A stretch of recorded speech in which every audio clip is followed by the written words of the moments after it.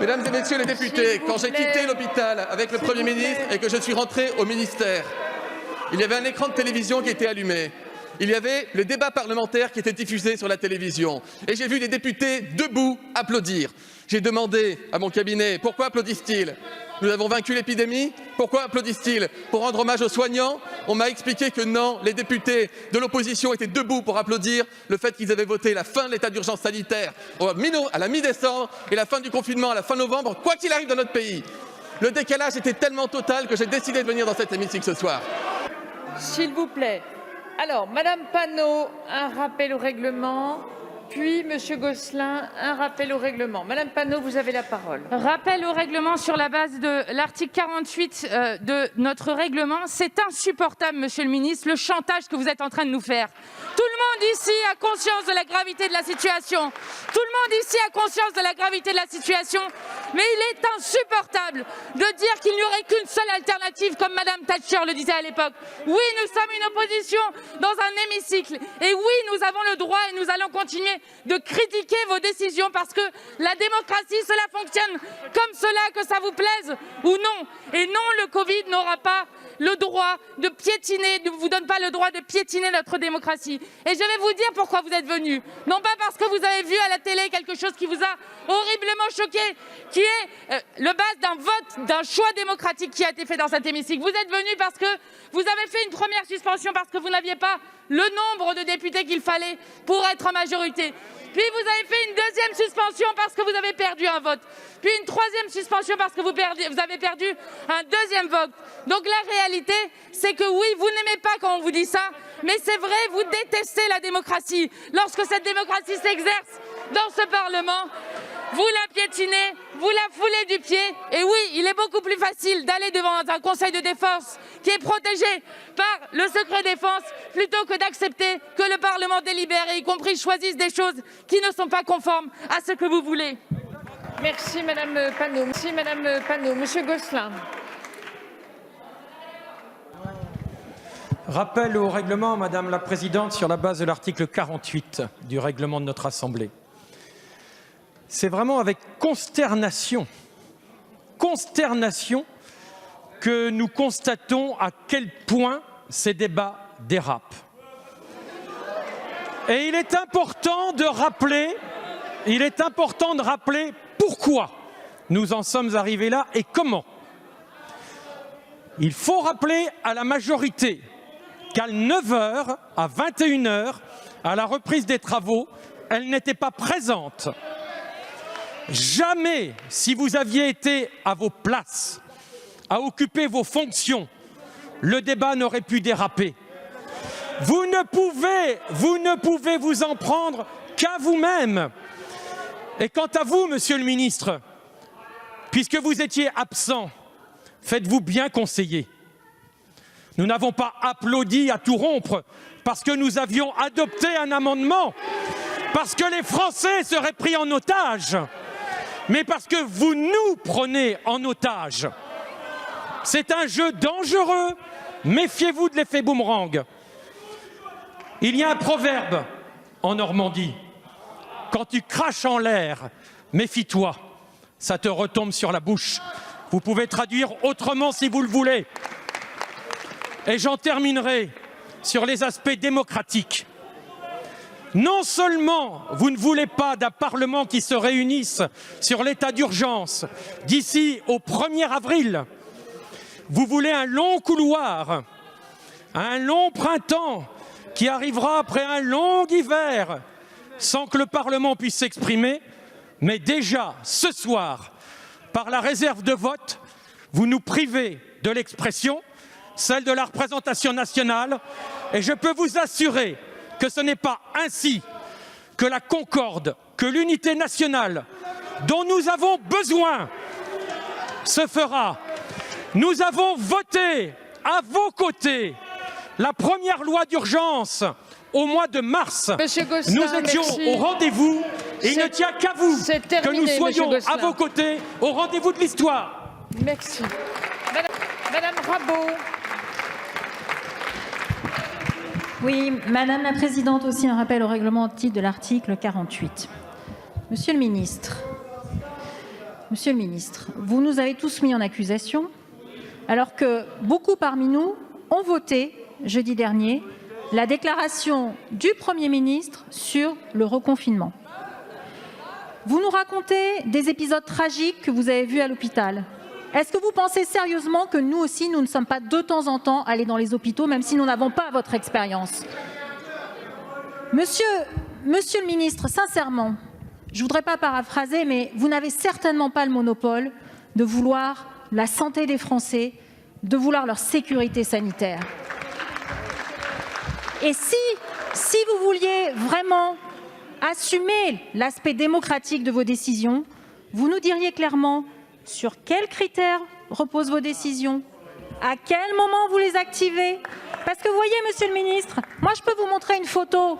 Je peux vous montrer une photo que j'ai sur mon ordinateur d'une cantine aujourd'hui dans un lycée, bondée, où tous les jeunes, il n'y avait pas de distanciation sociale. Tous les jeunes étaient assis côte à côte pour leur déjeuner. Alors vous êtes en train de faire dans ce confinement du 2 poids 2 mesures. Vous demandez à 12 millions de jeunes d'aller dans les écoles, dans les lycées et les collèges. Vous empêchez les petits commerçants de continuer. Comment vous expliquez de telles différences dans vos décisions? C'est ça qui ne fonctionne pas dans votre système. C'est anxiogène parce que vous avez des décisions qui sont à géométrie variable, que personne n'y comprend plus rien. Votre décret du 29 octobre, sincèrement, certains articles sont de la bouillie tellement c'est compliqué et il n'y a pas de lisibilité. Alors quand on veut réussir l'unité nationale, il faut qu'il y ait une cohésion, il faut qu'il y ait une adhésion, il faut que vous soyez capable de susciter l'adhésion sur vos décisions. Là, c'est impossible tellement elles sont à géométrie variable. Merci Madame la Présidente. Chers collègues qui faites des rappels au règlement, soyez dans l'exercice du rappel au règlement. Dans la deuxième chambre, il y avait un homme en surpoids âgé de 35 ans. C'est ça la réalité, mesdames et messieurs les députés. Si vous ne voulez pas l'entendre, sortez d'ici. Elle est là la réalité de nos hôpitaux. Elle est là la réalité de nos hôpitaux. C'est ça la réalité de nos hôpitaux. Vous êtes en train de débattre de sujets alors que nos soignants se battent pour sauver des vies de cette manière-là dans nos hôpitaux.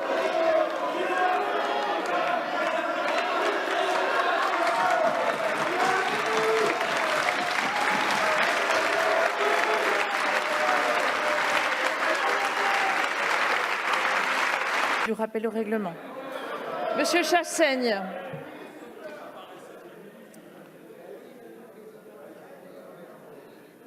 Et ensuite, j'ouvre la discussion. Madame la Présidente, au titre de l'article 48,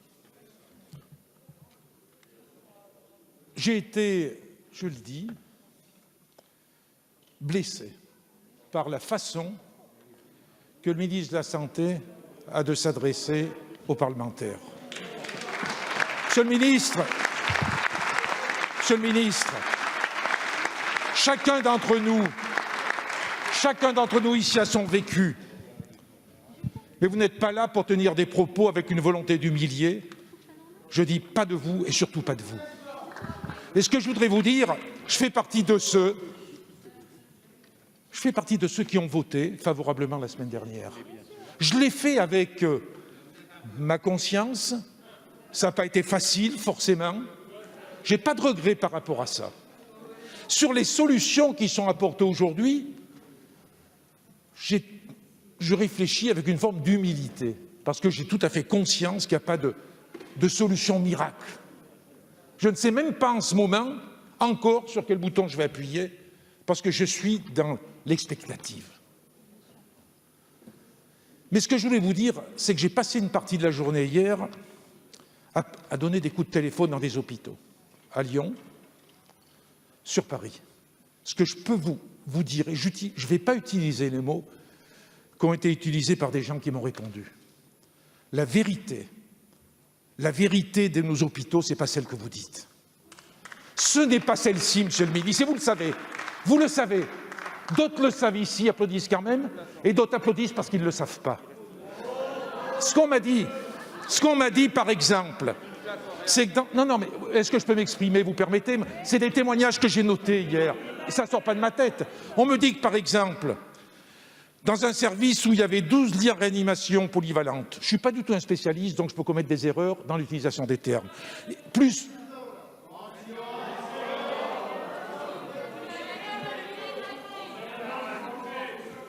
Il y avait 12 lits de réanimation polyvalente, il y avait 8 lits d'unité soins intensifs cardiologie. On m'a dit, sur les 8 lits, 6 ont sauté. Et on fait apparaître une augmentation de lits qui, en définitive, est une augmentation artificielle. La première vague, ça a tenu le coup. La deuxième vague, ça commence à péter. Deuxième exemple. Dans un service où il y avait 70 infirmiers et aides-soignantes, excusez-moi. Il y a eu 15 départs liés à la fatigue, liés à l'usure, liés au manque de reconnaissance aussi, y compris à la suite du Ségur de la santé. Conclure, monsieur le président Chassaigne. Il y a eu 12 nouveaux diplômés qui sont arrivés, 3 sont repartis. Ce que je veux dire par là, c'est qu'on me dit aussi qu'il y aurait eu possibilité en 6 mois de former des gens et que dans la réalité, des gens ont été formés en 2 jours. Les gens ont été formés en 2 jours. Certains ont eu 15 jours de formation. Mais c'est la réalité, vous pouvez hocher de la tête. Et l'immense majorité, c'est 2 jours de formation. Bien. Les préfets ne demandent pas à ce que les parlementaires votent cet amendement.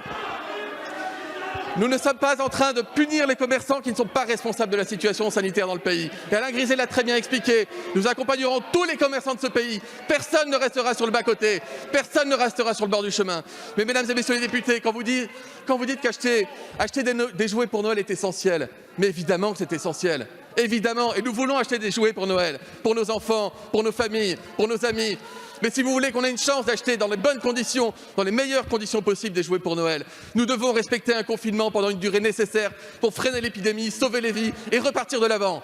C'est cela que nous devons faire. Et c'est cela que vous devriez être en train de voter avec nous. Pas l'inverse. Pas l'inverse. Alors, Madame la Présidente, je crois avoir répondu aux interpellations de différents parlementaires, à savoir pourquoi je demandais la réserve des votes sur ce texte de loi. Je ne voudrais surtout pas qu'à l'issue de ces débats ce soir, nous ayons à présenter aux Français un texte tellement déstabilisé, tellement déshabillé, que plus personne n'y comprendrait rien. Et en tout cas, certainement pas les soignants, les malades et leurs familles très nombreuses dans notre pays. Je vous remercie.